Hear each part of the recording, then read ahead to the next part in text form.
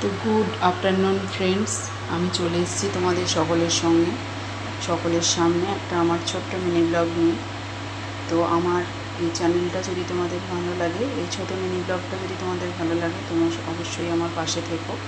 তো চলো সরাসরি চলে যাই মূল পর্বে।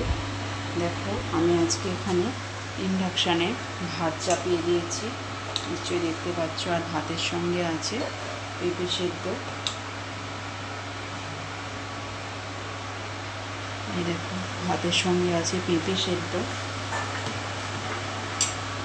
আর আজকে দেখো, একটু ইলিশ মাছকে ভাপা ইলিশ বানিয়ে রেখে দিয়েছি এখানে। একটু ইলিশ মাছ দিয়ে আজকে ভাপা ইলিশ বানিয়েছি অল্প করে।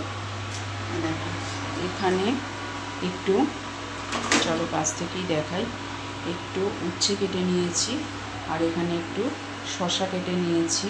আর এতে অল্প একটু নুন আছে, নুন আর হলুদ মাখিয়ে উচ্ছেটা ভাজবো। আর দেখো এখানে ছোট্ট করে একটু ইলিশ মাছের তেল করে নিয়েছি। এই হচ্ছে আজকে আমার দুপুরে রান্নার মেনু।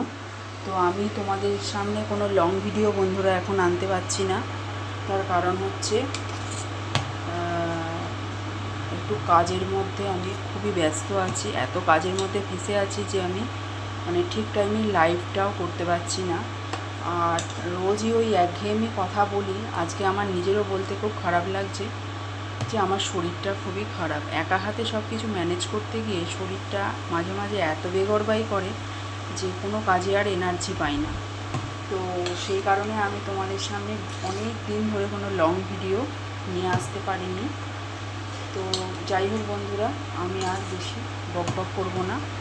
আমার এই মিনি ব্লগটা যদি তোমাদের ভালো লাগে, তাহলে তোমরা অবশ্যই আমার পাশে থেকো, লাইক কমেন্ট শেয়ার এবং সাবস্ক্রাইব করে। আর আজকে আমার দুপুরের লাঞ্চে যে কি বানাচ্ছি সেটা তো তোমাদেরকে দেখিয়ে দিলাম। তো এই হচ্ছে আমার আজকে ছোট্ট করে একটা রান্নার মেনু। আর আজকে তো সকাল থেকেই বৃষ্টি পড়ছে।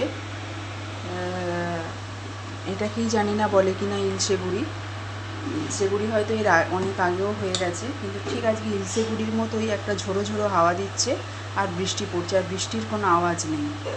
তো মুষলধারে বৃষ্টিটা নয় আর কি। তো এইরকম একটা ওয়েদারে বেশ খিচুড়ি, ইলিশ মাছ ভাজা, এটা বেশ ভালো।